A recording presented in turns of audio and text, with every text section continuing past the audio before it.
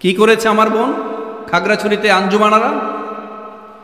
সে ইসলামকে মেনটেন করে, ধর্মকে মেনটেন করে আপনার এখানে পরীক্ষা দিতে আসছে, পড়াশোনা করতে আসছে। আপনি বলেছেন যে যদি তুমি নেকাব না খোলো তোমার পরীক্ষা দেওয়ার দরকার নেই। আমি যতটুকু খবর পেয়েছি লাস্ট মুহূর্তে নেকাব না খোলার কারণে তাকে পরীক্ষার হল থেকে বের করে দেওয়া হয়েছে। আমি এটার সুষ্ঠু তদন্ত সাপেক্ষে আমি বিচার চাই। 24 ঘন্টার মধ্যে যদি ওই টিচারের কোনো ভুল থেকে থাকে তাকে যেন এমন দৃষ্টান্তমূলক শাস্তি দেওয়া হয়, ভবিষ্যতে এই বিপ্লবের সময়, এই দ্বিতীয় স্বাধীনতার পরেও এই ধরনের দুঃসাহস যেন কেউ দেখাতে না পারে।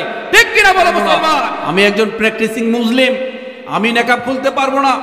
আপনারা আমাকে এইভাবে ভাই বানেন।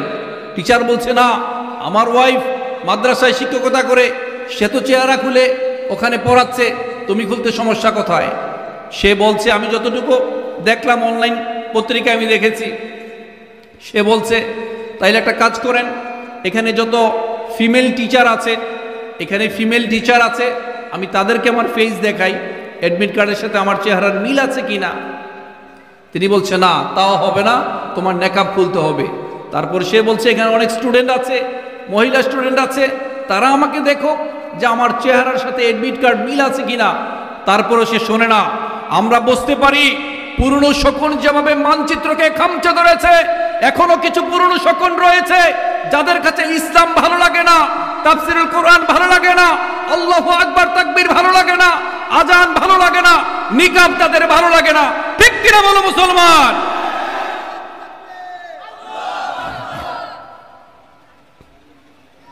আমরা এগুলো সহ্য করব না, এগুলো বরদাস্ত করব না। আপনি চাইলে বলতে পারেন, দেখো অ্যাডমিট কার্ড, আমি তোমার টিচার, আমি জাস্ট একটা গ্ল্যান্স দেখবো তোমার সাথে এটার মিল আছে কিনা। ভদ্রভাবে আপনি বলতে পারেন। যদি মেয়ে এগ্রি করে সে তার ফেস খুলতে পারে, কিন্তু সে যদি বলে না আমি পরিপূর্ণভাবে পর্দা করতে চাই, আপনার কোনো রাইট নাই, কোনো মেয়েদের ফেস দেখার মতো আপনার কোনো সাহসও থাকবে না, আপনার কোনো রাইট থাকবে না, যদি বাংলাদেশে কোরআন হাদিসের আলোকে দেশ পরিচালনা হয়। ঠিক কিনা বলো মুসলমান? এই সংসদ চলবে পবিত্র কোরআন দিয়ে, দেশ চলবে পবিত্র কোরআন দিয়ে। আর যাই থাকুক, আর কিছু থাকবে না থাকুক, এদেশে কোরআনের রাজ কায়েম হবেই হবে, হবে ইনশাআল্লাহ। পুরনো শকুন এখনো খামচে ধরেছে। সমাজে অনেক মানুষ, আমাদেরকে বিভিন্নভাবে বঞ্চিত করা হয়েছে। যারা কোরআনের কথা বলে, যারা হক কথা বলে, যারা নীতি নৈতিকতার কথা বলে, যারা ইসলামের কথা বলে, সুদ ঘুষের বিরুদ্ধে কথা বলে, যে সমস্ত জালিমরা দেশব্যাপী অত্যাচার করেছে, যখন তাদের বিরুদ্ধে কথা বলে, যখন দেশ সংস্কার নিয়ে কথা বলে, তাদের সহ্য হয় না। এটা তাদের গাত্রদাহের কারণ হয়ে দাঁড়ায়। আল্লাহ তাআলা বলেছেন, উলাইকা হুম শাররুল বারিয়া, তারা হচ্ছে সৃষ্টির অধম। অন্যদিকে যে মানুষটি ভালো মানুষ, আন্তরিক মানুষ, কোরআন হাদিসের আলোকে কথা বলে, নীতি নৈতিকতার কথা বলে, আল্লাহ তাআলা বলেছেন, ইন্নাল্লাযীনা আমানু ওয়া আমিলুস সালিহাতি উলাইকা খায়রুল বারিয়া।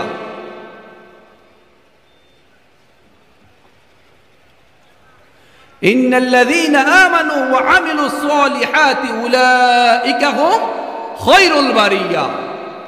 যারা নীতি নৈতিকতার কথা বলবে, যারা মানবিক, মানুষের কল্যাণে কথা বলবে, তাদেরকে বলা হয়েছে তারা সৃষ্টির সেরা, তারা ভালো মানুষ। আমাদেরকে বুঝতে হবে, হিংসুক আর ভালো মানুষ কখনো এক হয় না। ইসলাম বিদ্বেষী আর ইসলামের পক্ষে যারা কাজ করে তারা কখনো এক হয় না। বেঈমান ইমানদারদের চেহারা কখনো এক হয় না। জুয়ার ভাটা কখনো একসাথে সংগঠিত হয় না। কাফের মুশরিক আর ইমানদার কখনো এক মঞ্চে বসতে পারে না। কাফের মুনাফিক জালিম কখনো জান্নাতে প্রবেশ করতে পারে না। ঠিক কিনা বলো মুসলমান? ইন্নাল মুনাফিকিনা ফি দারকিল আসফালি মিনান নার। মুনাফিকদের স্থান হচ্ছে জাহান্নামের একেবারে সর্বনিম্ন স্তরে। সর্বনিম্ন স্তরে মুনাফিকদের স্থান। যারা জালিম, মনে রাখবেন, যারা জালিম, যারা অত্যাচার করেন, যারা রক্ত দিয়ে হোলি খেলেন, মানুষকে যারা মানুষ মনে করেন না, যারা ধরাকে সরাজ্ঞান করতে চান, যারা সবল হয়ে দুর্বলের উপর অত্যাচার করতে চান, আল্লাহ তাআলা কখনই আপনাদেরকে সফল করবেন না, ইন্নাল্লাহা ইউমলি যালিমা ওয়ালা ইয়াতরুকু, আল্লাহ জালিমদেরকে ছাড় দেয়, কখনো ছেড়ে দেয় না। আল্লাহ জালিমদেরকে ছাড় দেয়, কখনো ছেড়ে দেয় না। ইন্নাহু লা ইউফলিহুল যালিমুন, জালিমরা কখনো সফল হতে পারে না। সফল হতে পারে তারা যারা আল্লাহ এবং আল্লাহ রাসূলের আনুগত্য করতে পারে, তারাই হতে পারে সফল।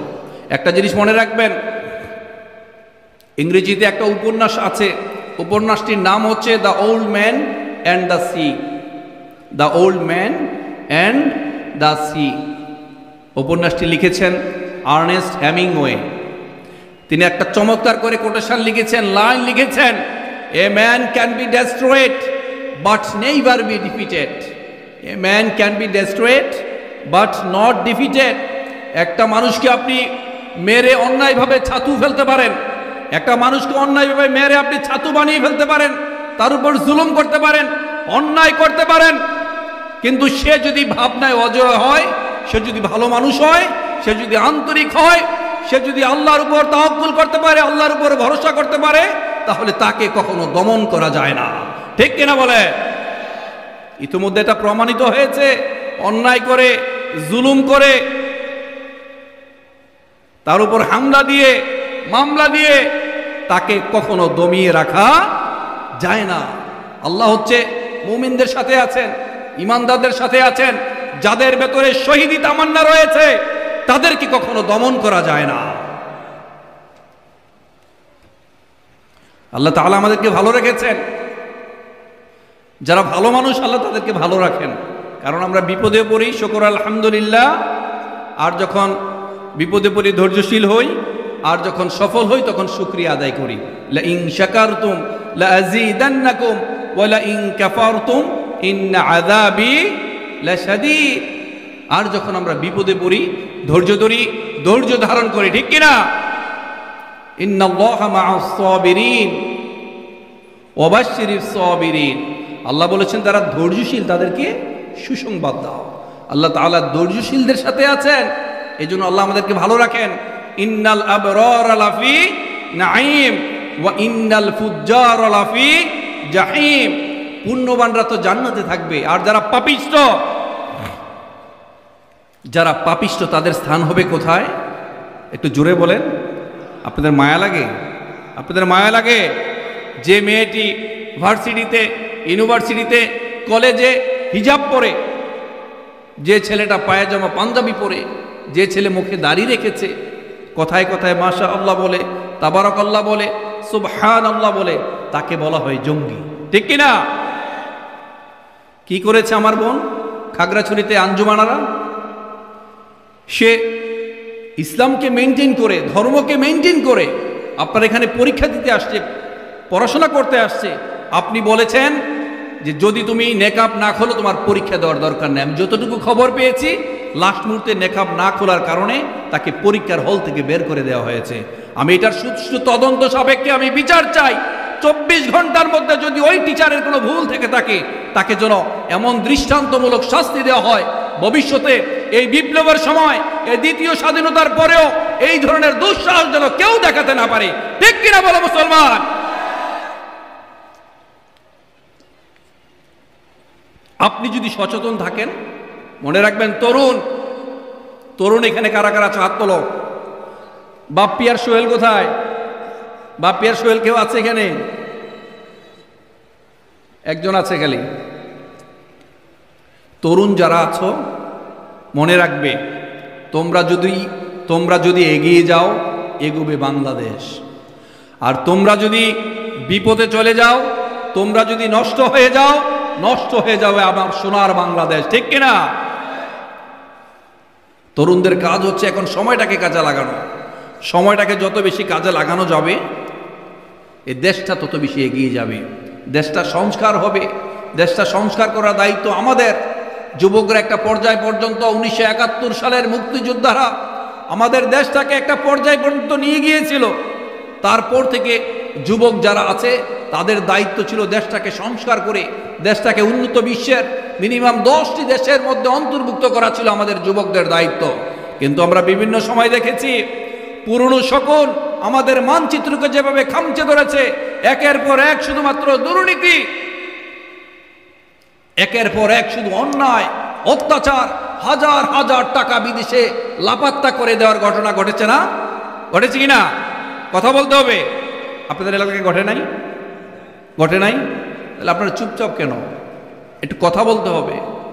কিন্তু যুবক যারা আমরা আছি এখন, যুবকদের দায়িত্ব হচ্ছে দেশটাকে সংস্কার করা, সময়টাকে কাজে লাগানো। মনে রাখবে, এই দেশটাকে গঠন করার দায়িত্ব হচ্ছে আমাদের। যত সময়টাকে আমরা প্রপারলি কাজে লাগাতে পারবো, দেশটা তত বেশি সুন্দর হবে, দেশটা তত বেশি ভালো হবে, কল্যাণকর হবে। আসলে আমাদের প্রয়োজন এখন ঝাঁপিয়ে পড়া, কাজে ঝাঁপিয়ে পড়া। আমাদের মূল দায়িত্ব হচ্ছে প্রত্যেকের নিজ নিজ দায়িত্ব প্রপারলি পালন করা। নিজের উপর অর্পিত দায়িত্ব যদি কেউ সুন্দরভাবে পালন করতে পারে, এটার নামই হচ্ছে স্বদেশ প্রেম। তাই স্টিকি ওয়েতে কাজে লাগতে হবে। আসলে জীবনের সবচেয়ে বড় বাস্তবতা হচ্ছে জীবন একটাই, পৃথিবী হলো তার কর্মক্ষেত্র। সময় এবং কাজের যোগফল হচ্ছে জীবন, সময় এবং কাজের যোগফল হচ্ছে জীবন। এই জীবনটা কে কত সুন্দর কাজ করেছে, তার দায়িত্ব কতটা প্রপারলি পালন করেছে, সে কতটা মানবিক, সে কতটা আন্তরিক, সে কতটা ডেডিকেটেড, তার মাধ্যমে এই দেশটা সংস্কার হবে, দেশটা প্রতিষ্ঠিত হবে। ঠিক কিনা বলেন মুসলমান? মনে রাখবেন, মানুষ আপনাকে নয়, আপনার অবস্থানকে ভালোবাসে। যুবক, মানুষ তোমাকে নয়, তোমার অবস্থানকে ভালোবাসে। যতই তুমি উল্টাপাল্টা ঘুরো, এদিক সেদিক মনোযোগ দাও, বয়স কম বয়স তরুণ, তোমাদের দুইটা দিক। একটা হচ্ছে তোমরা কোনো অন্যায় মানতে পারো না, যেখানে অন্যায় সেখানে ঝাঁপিয়ে পড়ে যুবকরা। ঠিক কিনা বলেন? তারা কোনো অন্যায় মানতে পারে না, তারা মানে না কোনো আইন, তারা ভরাতরি করে ভরাডুবি, তারা টর্পেডো, তারা ভিন ভাসমান বাইন। তারা কখনো অন্যায় বরদাস্ত করে না। দেশের যে কোনো ক্রান্তিকালে তারা ঝাঁপিয়ে পড়েছে যেমন সত্য, আবার পাশাপাশি কিছু যুবক আছে, আমরা বিভিন্ন সময় মাদকের পেছনে আমরা সময় নষ্ট করি।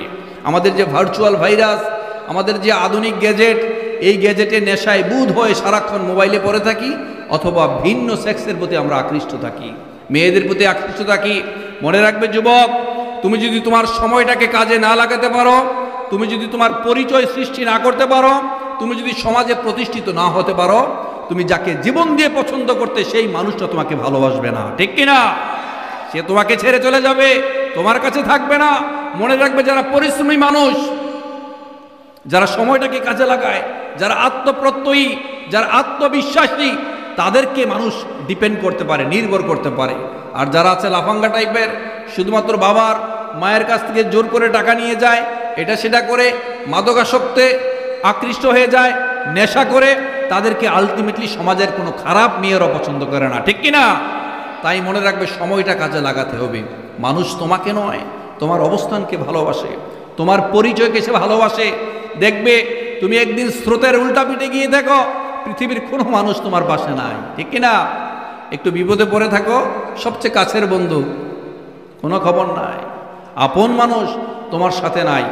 স্রোতের দিকে কচুরি পানাও ভাসে, কিন্তু স্রোতের উল্টো পিঠে ভেসে দেখো, পৃথিবীর কোনো মানুষ তোমার সাথে নাই। পৃথিবীতে সবচেয়ে বেশি কষ্ট দেয় আপন মানুষরা। আপন মানুষের কষ্ট আসলে মেনে নেয়া যায় না।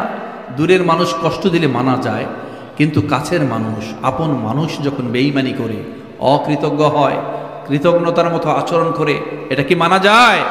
মানা যায়? আপন মানুষ চেনা বড়ই দায় রে, আপন মানুষ চেনা বড়ই দায়। ঠিক না? আপন মানুষ চেনা বড়ই দায় রে, আপন মানুষ চেনা বড়ই দায়। চাইলো তারে যায় না ভোলা, বুকের ভেতর কষ্ট মেলা। চাইলো তারে যায় না ভোলা, বুকের ভেতর কষ্টের মেলা। আপন মানুষ সবচেয়ে বেশি আপনকে কাঁদায়, আপনকে কাঁদায়। আপন মানুষ চেনা বড়ই দায় রে, আপন মানুষ চেনা বড়ই দায়। ঠিক কিনা বলেন? তাই কাজে ঝাঁপিয়ে পড়তে হবে। তুমি যখন আন্তরিক হবে, তুমি যখন পাঞ্চুয়াল হবে, তুমি যখন সময় নিষ্ঠাবান হবে, তুমি যখন সময় নিষ্ঠাবান হবে, অনেক মানুষ তোমাকে পাগল অভিহিত করতে পারে, বলতে পারে একটা পাগল, তার কোনো কিছুতে মনোযোগ নাই। কিন্তু মনে রাখবে ইয়াং যুবক ভাইয়েরা, পৃথিবীতে ইতিহাস সাক্ষী, ইতিহাস বলে এই ইতিহাস সবসময় পাগলের নামেই মনে রাখে। আর যারা পাগল বলে তাদেরকে ইতিহাস আস্থা করে নিক্ষিপ্ত করে দেয়। ঠিক কিনা বলো মুসলমান? পৃথিবীতে অনেক মানুষ, তুমি পড়ছো, একটা জিনিস গবেষণা করছো, রিসার্চ করছো, একটা জিনিস আবিষ্কার করেছো, তোমাকে অনেকে আতেল ডাকবে, পাগল লাগবে, খারাপ ভাষায় তোমাকে অভিহিত করবে। কিন্তু একদিন তুমি এই পৃথিবীতে যখন গরিয়ান মহিয়ান হবে, মানুষ তোমাকে আজীবন মনে রাখবে, ইতিহাস তোমাকে স্মরণ রাখবে। অন দ্য আদার হ্যান্ড, যে মানুষটা তোমাকে ডিস্টার্ব করেছিল, যে মানুষটা তোমাকে নিয়ে মন্তব্য করেছিল, যে মানুষটা তোমাকে নিয়ে সমালোচনা করেছিল, সেই মানুষটার নাম পৃথিবীতে কেউ মনে রাখবে না। It's very easy to find fault with others, but very difficult to maintain the self criticism. অন্যের সমালোচনা করা খুব সহজ, আর নিজের আত্মনিমগ্ন হওয়া, নিজের দোষগুলো খুঁজে খুঁজে বের করা, এই সংখ্যাটা পৃথিবীতে সবচেয়ে কম। ঠিক কিনা? আপনি মসজিদে গেলেও দেখবেন গিয়ে মুয়াজ্জিম সাহেবের দোষ, ইমাম সাহেবের দোষ, খতিব সাহেবের দোষ। ঠিক কিনা? সব জায়গায় গেলে শুধুমাত্র দোষ ধরতে আমরা পছন্দ করি। দোকানপাটে বসে থাকি, বসেই ওইটা একটা গীবত সেন্টারে পরিণত হয়। আমরা অনেক সময় আলেম সমাজও কম বনে যাই না, সবাই না, অনেক আলেম সমাজ তারাও মাশাআল্লাহ গীবত করতে পছন্দ করেন। আসলে গীবত করতে ভালো লাগে, দেখবেন অন্যের গীবত করতে ভালো লাগে না? এটা করেই তো আপনি আউলিয়া থেকে দেউলিয়া হয়ে যাবেন। আপনি কি আউলিয়া হতে চান না দেউলিয়া হতে চান? দেউলিয়া হবেন। আপনারা সবাই আউলিয়া হতে চাই আমরা, ঠিক আছে? আমরা সবাই ভালো হতে চাই, ভালো মানুষ হতে চাই। আসলে ভাই, অন্তরকে নারাঙ্গিয়ে শুধু পশম রাঙালেই ভালো মানুষ হওয়া যায় না। অন্তরকে নারাঙ্গিয়ে শুধু বেশভূষা পাল্টালেই ভালো মানুষ হওয়া যায় না। ভালো মানুষ হতে হলে আগে অন্তরটাকে পরিষ্কার করতে হয়, পরিশীলিত করতে হয়, শুদ্ধাচারী হতে হয়, শিষ্টাচারী শিখতে হয়, বিনয়ী হতে হয়। বিনয় মানুষকে অনেক সম্মানিত করে। মান তাওয়াদুআ লিল্লাহ রাফাআহুল্লাহ। যিনি আল্লাহর জন্য বিনয়ী হন, আল্লাহ তাকে সম্মানিত করেন। যিনি আল্লাহর জন্য ছোট হতে পারেন, আল্লাহর জন্য মানুষকে ক্ষমা করতে পারেন, আল্লাহ তাকে সম্মানিত করেন। আল্লাহ মানুষকে ক্ষমা করতে পছন্দ করেন, ঠিক তিনি চান তার এক বান্দা যেন আরেক বান্দাকে ক্ষমা করে দেন। This is the main strategy. If you want a forgiveness from Allah সুবহানাহু ওয়া তাআলা, first of all you will have to know how to forgive others. কিভাবে মানুষকে ক্ষমা করতে হয় এটা আপনাকে জানতে হবে।